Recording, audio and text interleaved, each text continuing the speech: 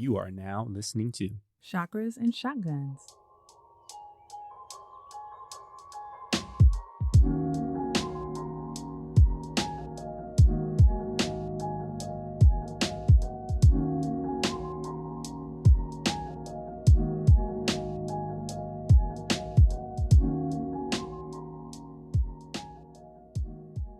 Welcome to Chakras and Shotguns, the podcast that guides you on a journey of spiritual development and personal preparedness.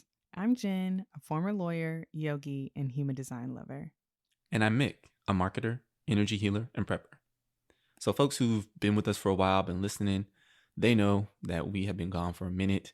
We had this big life transition where we moved our family from Dallas to Los Angeles, and we have not had an episode since July. Whew, yes, and we expected some bumps because this was a major move, but this transition came with a lot of challenges. It also came with some interesting insights for both of us spiritually that have personally changed my perspective and approach to big events like these. So we're going to get into how we learn to really let go of control and expectations and the pressure of really sticking to our plan and just sitting back and watching the journey unfold.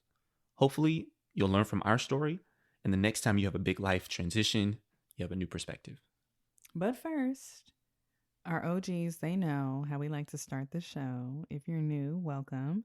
Before we get started, we like to have a little moment of breath work, and it's just an opportunity for us to set aside some time to take some deep breaths together, clear our minds, somewhat at least, and just find a moment to be present and still before we jump into the rest of the show.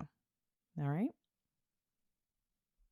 So, if you can, find a comfortable seat. Feel free to lay down, but make sure that you feel at ease. Let's take a deep breath in through the nose, expanding your belly, pushing your belly out. And then we're going to sigh that breath out through the mouth. Let's do that again together. In through your nose. Expanding your belly, making yourself feel full of this air. And then sigh that out back through your mouth.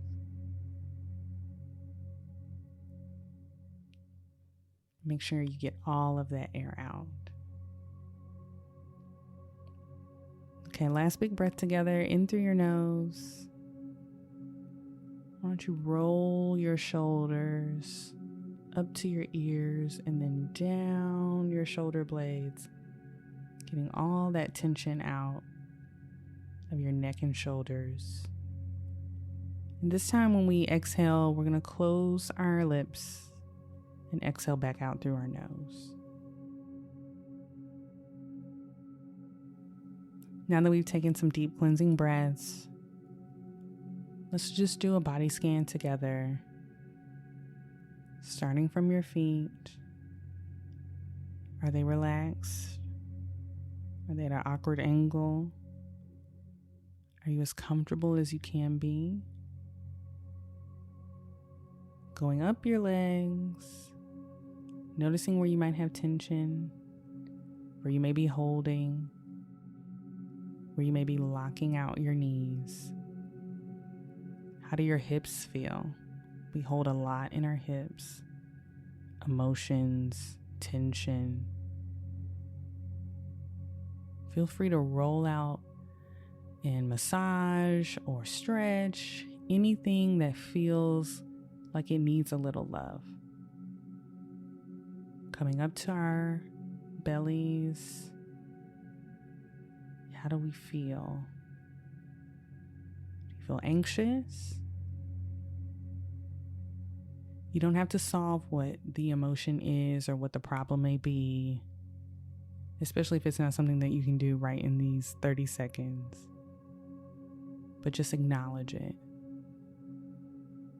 Going up to your heart, to your chest. This might be where you feel a lot of anxiety, a lot of stress. Up to your throat,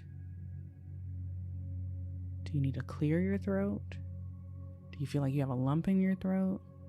Just acknowledging and then moving on. And then finishing up to our third eye and the crown of our head. I think a lot of times we get so caught up in the go, go, go and what we have to do next that it's very easy to ignore the signs that our body is trying to give us of where we need to give ourselves more care, where physically we may need to stretch and find some flexibility, but also emotionally what we might be holding on to. We hold stress in the body. So giving yourself permission just to acknowledge it. There's nothing to do. To just find that mind-body connection and being more in touch with your body. So if you'd like to set an intention, I like to show gratitude to my body for carrying me through the day. And yeah, let's get into the rest of the show.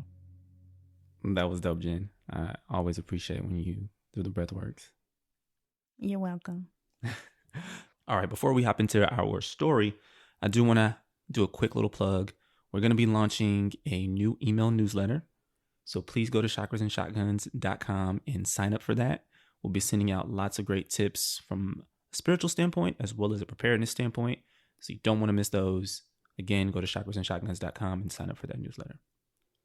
So to recap, Mik and I have been feeling a really strong pull to move us and our 2 daughters to LA for like 3 years. And at first it seemed like just this random thought like, hey, wouldn't it be cool if we lived in California? That's interesting. I would love to do that. And then we started our spiritual journey. If you haven't, listen to episode 1. And we're exploring mediums and astrologers and Akashic Records readers, which we have to do an episode on that too. And we definitely weren't telling them that we were even thinking about the move. It would just come up. They were like, yeah, so you're moving to LA? And I'd be like, They're like, yeah, I see that you're moving out west. And I was like, nobody told you that. Who told you that? This is something that me and my husband talk about in our home. It's none of your business. So yeah, they were like, no, you really should do that. I think it's going to be a really good move for you. So we just kept getting this message, and really to kind of like hedge our bets, we were kind of like, well, let's just do it and see what happens. And worst case scenario, we'll just move back home, whatever. Yeah. We spent some time. We were doing the research, trying to figure out what part of LA we want to be in. We were talking to our friends about schools. You know, we're doing all the details, making our very detailed plan because Jen and I are planners. Yeah. And so we got down to like all of the nitty gritty details, and we're ready to pull the trigger, right? Yes. In the meantime, and on top of that, because I like to be extra, I decided to quit my W-2 job. I was a corporate lawyer for 11 years almost. Mm-hmm. And yeah, hated it. So decided to leave that and explore some entrepreneur endeavors full time and be in the self-employed gang at hashtag LLC Twitter. I think it was really important though, because there was a moment where you were deciding whether or not to keep that job and bring it to LA, right? Mm-hmm. But you were like, look, I don't need any more of that toxic energy following me into my new endeavors. Yeah. I really wanted to be done with that because it was a hot ass mess up there. And yeah, it was very ghetto, 0 out of 10, would not recommend. And I just was like, no, I'm not going to bring that with me. So that all worked out, but that definitely made it a lot more scary for me because Mik was already an entrepreneur. He was already in these streets, and he had some of the comfort of like the safety that a W-2 has because I still had health insurance through my job. Mm-hmm. And so like, yeah, so we were trying to navigate all of this. So we got a lot going on. I think what was really interesting is, so I had been wanting to leave that job forever. And I was super excited about living in California, being close to the beach and all of these things. And I think I was just in La La Land about La La Land because I completely ignored the fact that I was giving myself zero time to recover from, I don't know, 3 years of burnout. Like struggling to find the will to respond to stupid ass emails. Like, gag. Like, I can't. I just didn't have the energy for it. But I left my job June 30th and we rolled right into packing up all of our stuff and moving within 2.5 weeks. So I went into like a lot of physical, mental labor immediately. I gave myself no time off because I couldn't. Yeah. Because I would, I like soft living. I like to, go to the spa, take a nap. There was no time. We had to pack all of our stuff. I also completely ignored the fact that I was like leaving behind friends, family. Like much of my extended family lives in the Dallas area. And then I completely ignored the anxiety of starting and scaling new businesses. I knew it was like what I wanted to do. I knew that money would not be coming in immediately. But that's scary as fuck, right? Like I just was like, no, it's going to be fine. And I'm going to move to LA and we've been told and we were supposed to be here. And I think when we got here and we downsized too, it was just kind of a rude awakening. And it was really hard to reconcile that with this is what I'm supposed to be doing. I'm living in alignment. I'm in my purpose. But this doesn't quite look like what I wanted it to look like. So I was dealing with some big emotions. And then we had some huge obstacles that we faced. Yeah. So we get out here. We have this plan of how our dream life in California is going to look. And boom, within the first week of being in LA, it's 1 a.m. in the morning. I'm dead sleep. And I hear this crying, moaning noise coming down the hallway from our youngest daughter. And so it wakes me up. I'm go down the hallway. I go into her room, open the door. Usually she's a light sleeper. And so it kind of raised an alarm when she didn't wake up when I came in the room. I go over to her bed. She's still crying, moaning, this weird noise I've never heard her make before. I reach down and my hand is covered in sweat. Like she's just sweating profusely. And so I pick her up. She's still not opening her eyes, not waking up. She's just kind of in this zoned out mode of just making this weird crying noise. And so I'm like, let me get in the hallway into some light to see like what's going on with her. And by now Jen's up and she's coming down the hallway. She sees me trying to wake up the baby and she's not waking up. She grabs her. She kind of puts some water in her face, tries to get her to rouse. Nothing's happening. She looks at me. She's like, Mik, call 911. Get on the phone. 911's like, yep, we're sending an ambulance. Coming in a few minutes.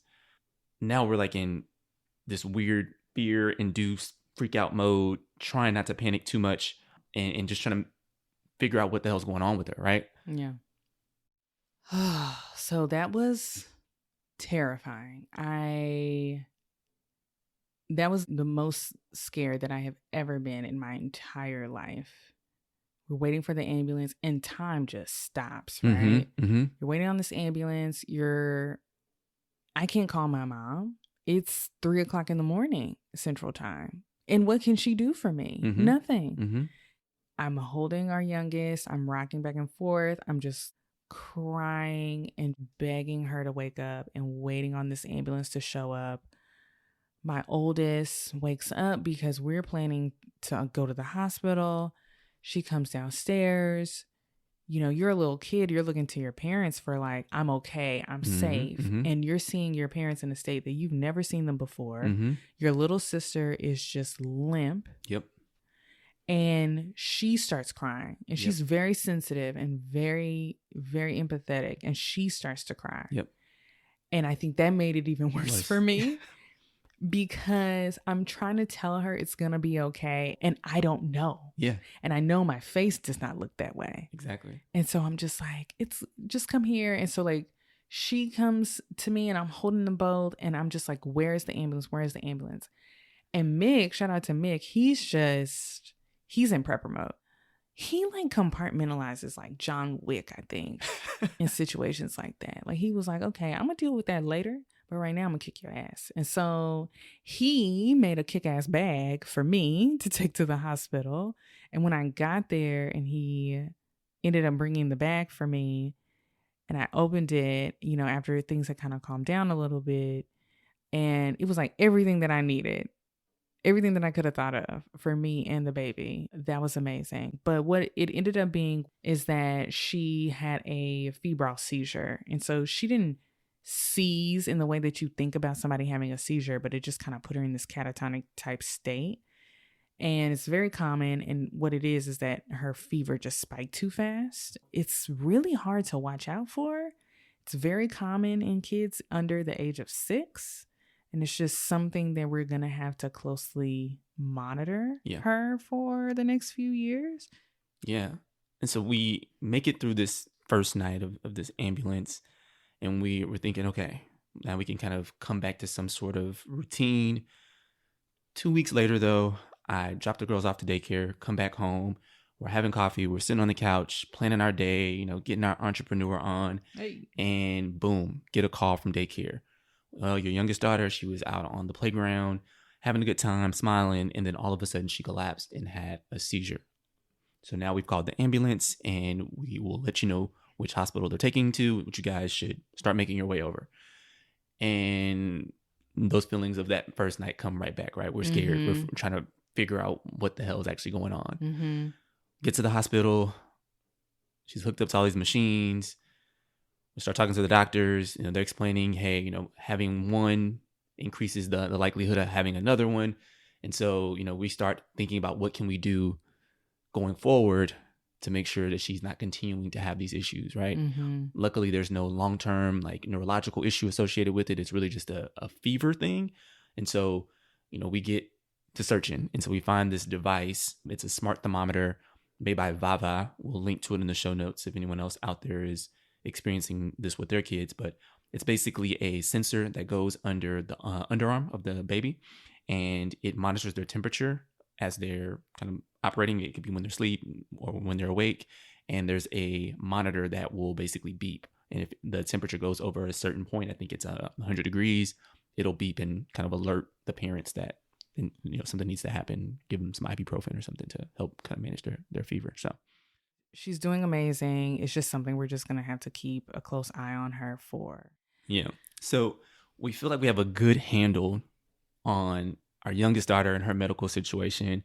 We're trying to get back to our plan. We're like, okay, we got this. We can kind of move forward. But then we get hit with a series of 5-6 more challenges that come at once, right? Bam, bam, boom. So the next one is our oldest daughter. She kind of over time, since earlier in the year, had been experiencing kind of these allergies, and we'd gotten her tested and found out that she was allergic to dogs. And we have a dog, a French bulldog that we've had since he was 10 months old. So it's been 6 years that we've had him, and she'd been fine up until a few months before we made the move to LA. Mm-hmm. But it seemed like once we got here, it just got to the point where she was having these coughing fits every night. And it was just getting to the point where they could not be in the same house anymore. And unfortunately, we had to make the decision to give away a member of our family that we've had. He was our first kid, basically, right? We had him when he was super young and he'd been with us, and we had to make this decision to send him to Louisiana to be with Jen's aunt. And so now we're on edge about our youngest daughter's medical issues. Now we had to give away a member of our family. So we're just feeling all of this pressure coming on top of us at once, right? Yeah. Then you throw in, we're in a new state and we're trying to get our cars registered and driver's licenses and find pediatricians for our kids and make sure they're in the right schools. And then we have an ant infestation where out of nowhere, ants just show up all over our house. And so we're trying to battle those. And then the washing machine in our unit, it decides to just go out. And so there's a pool of water on the laundry room floor. And so we can't wash clothes for a few days. Mm-hmm. And we're just what else do we have to deal with? We made it here. Did we make the wrong decision? Why are we experiencing all of this at once? Yeah. Just imagine you're okay, the kids are going to school today. They're going to go to school today. Everybody's healthy. Nobody's sniffling. Fantastic. All right. Got the kids to school. All right, let's do some laundry. Oh, there's water coming. Why? Okay, let's go do breakfast. All right, we're going to do breakfast. Oh, there's ants already. Why? And so it was so frustrating. Like you just felt like you could not get out the blocks. Like you just could not make any momentum on just settling, just unpacking, like just getting your stuff in order, let alone like starting a project or Mick trying to find new clients. Like it just felt so hard. And I feel like a lot of times you'll hear if it's too hard, then maybe that's a sign that you shouldn't be doing it. And it's like, but I felt like I was following the signs of being here. So, like, what is the truth? Who has the answers? Yeah. And I mean, I think just the fact that you and I had kind of taken this step out in terms of our spirituality and like what we decided that we wanted to have as our belief system. And in this moment, there's this fear that comes with all of these challenges that are being piled on top of us. And you start to question some of your decisions, right? Yeah. Particularly because I think that my spirituality is unique and very special to me, what I subscribe to. And it does not completely align with traditional Christianity. And so I was in that ambulance like, okay, I'm about to pray to everybody. And I'm just going to see what stick because I need some help. Because I think in this journey and like discovering all of these things about myself and like my own spiritual gifts and my own journey, I don't think we had been not tested because I actually don't really love that language, but like we hadn't really had a crisis in the past couple of years. We had been very, very, very blessed. And so initially I was like, oh my gosh, we're being punished. We've only been here a week and this child is having a full-blown medical crisis. I've never been in an ambulance until that night. I've never had to call 911 and be rushed to the hospital where I didn't know what kind of turn this was going to make. And little kids are very scary because you don't know what they've eaten or put in their mouth or whatever. And so I was like, am I being punished? But I think I had to come back to myself and I said, you know what? Even though we've been very blessed in this journey and like things have been very smooth, I know that my intentions and my energy that I was always aiming for were very high vibrational, if you want to use that language, but it was about love. It was about gratitude. It was about positivity. It was about freedom. It was about just feeling joy, enjoying life and the people who are around you and the community that you've created. It was about these things that are just like, that make you feel ooey gooey inside. And I just refuse to believe that my God would punish me for that. I refuse to believe that. Well, you didn't go to church 75% of the time during COVID and you only prayed at night like 30%. So your baby's gonna have a seizure. Like I'm not gonna live like that. Like because I have children and I would not treat my children like that. My children were experiencing life and finding joy and living life with childlike wonder and seeing it unfold and seeing like the life that I have created for them. Why would I punish them because I didn't feel like they were giving me what was due per some rule book? For sure. So I faced that fear, and before letting it overcome me, like I acknowledged it, and then I was just like, that doesn't ring true. That doesn't feel true to me. Yeah, absolutely. And I think it's tough, but it's what's required in order to stand in the face of that fear and be able to still move on from that, right? I think we've just confronted fear in so many different incarnations in this season, whether it's health, whether it's thinking about our finances now that you don't have a W-2 and renting now versus like owning our own space. There's a lot of fear around what that looks like. And so we just had to move through it in a way that still kept our vibration as high as possible. Yeah, I mean, to be on the other side of it now and to like look back on it, it was a Herculean effort to kind of make it through all of those things that were happening at the same time. I think it's also interesting when you're going into a transition, especially one that you feel like you've prayed for, you've manifested, that you really, really wanted. And whatever moment of discomfort pops up, and we will almost want to throw the whole transition away. Like, I was like, moving to California is going to be like the spiritual silver bullet to everything that's wrong in my life. And as soon as I get there, I'm going to be drinking matcha lattes on the beach. I don't even drink matcha. That doesn't even make any sense. But I'm just like, I'm going to be on the beach. I'm going to learn how to surf. No, you're not. But I just was like, oh, everything's going to be sweet. And it's very interesting how quickly I was kind of ready to like turn tail just a little bit. But it was kind of like, girl, we're here. And we're very much so invested at this point. Yeah. And so you're going to have to see this through. Yeah. I think also I felt a lot of pressure because I felt like I had these plans for what my businesses were going to be doing. I had plans for what the podcast would be doing. Like we said on our break message that we were only going to be gone for a month and that we'd be back. And I really just had to like stop and like acknowledge what we were going through.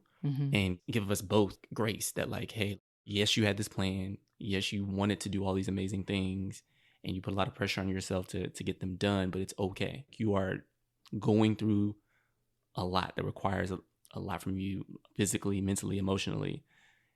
Take a moment.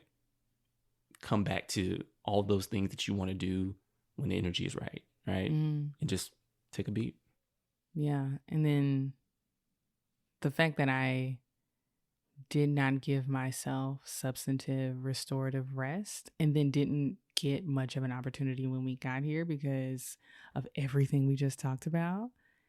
I had to give myself a lot of grace, especially when it came to like what I thought it would look like, it should look like, what I should be doing. You know, we're go, go, go. We're doing all of these things. If I don't have the energy to cook, and it's like, well, you're not even bringing any money in right now. What are you talking about? Where's Kim Kardashian? Get off your fucking ass and work. And Mick was very helpful. He was like, do you need a nap? Like, go lay down. Like, go take a moment for yourself. Like, go just... Everybody's touching you. Let's not touch mommy right now. Why don't you go upstairs? So I could just like have a beat and give myself grace on my projects and how they unfold. And they are taking much longer than I wanted them to. And they are costing much more money than I wanted it to. But trusting that it's all going to work out in our favor. And not just because we're just like, everything works out for me in my best interest, but also like we put in the work. You show up. You still show up. Absolutely. But you give yourself grace. And I actually had it written down on a sticky note on my monitor. It's gotten lost in the move, but I should write it down again. And I said, my best for today is good enough for today. Because that's all you can do. Just try and do your best. And if that doesn't look as good tomorrow, that's okay. That was your best for today. Yeah. And as two type A people, very high achievers, that can be a tough pill to swallow. The last thing I wanted to mention was right in the height of all of that. I think it was right after our youngest daughter had a second seizure. I was not doing that great. And I think I was, as a lot of men do, trying to be the rock of the family, right? Trying to not outwardly express my emotions. And I had to be real with myself and acknowledge the fact that I needed some help. And so I hadn't been to therapy in probably 3 years. Not that I had a problem with my last therapist. I just felt like I had resolved all the issues that I needed to with that particular therapist. But this season, the storm that we were in resurfaced a lot of anxiety. I'd say is probably the best word for it that I needed to work out with. And so reached out to a couple of different therapists, found one that I really liked. And we had like, I don't know, 5 or 6 sessions.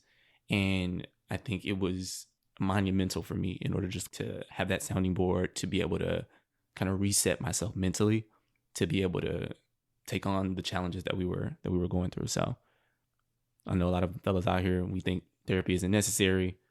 If you're feeling like you need it, do not feel any less of a man or weak if you need to go out and get some help from a professional. It's a very interesting conversation. I can only speak on it as a partner to a cis heterosexual man.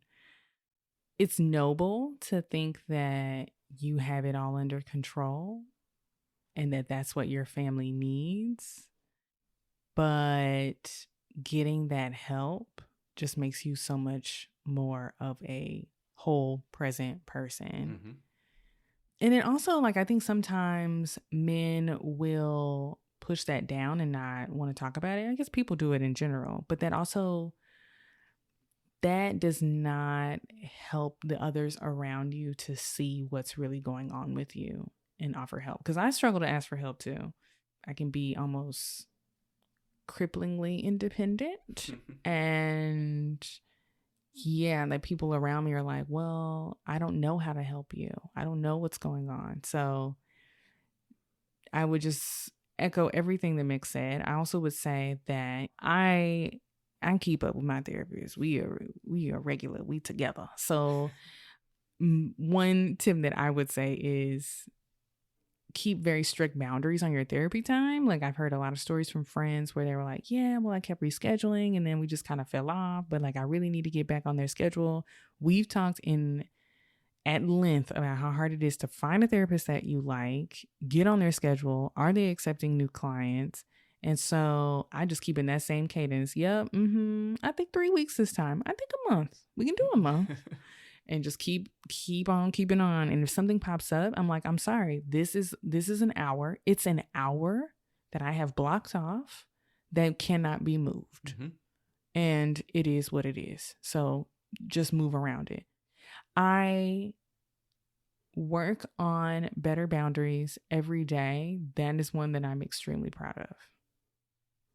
So hopefully you heard something helpful in this episode. If you're an OG listener, now you understand why we haven't been here. But also, hopefully you found something that you can use through a current life change or for your next one. We've all heard the sayings about the night being darkest before the dawn, but it's another thing to really be in it and not know when the sun is coming up. So we're out here doing the best we can with what we got. Yeah, thankfully we are on the other side of all of that and we can kind of get back to things that we love, like chakras and shotguns. Mik and I have been working really hard on some really cool things for chakras and shotguns, so stay tuned. All right, guys. Well, as always, if you have any questions, spirituality or preparedness related, feel free to email us at chakrasandshotguns@gmail.com.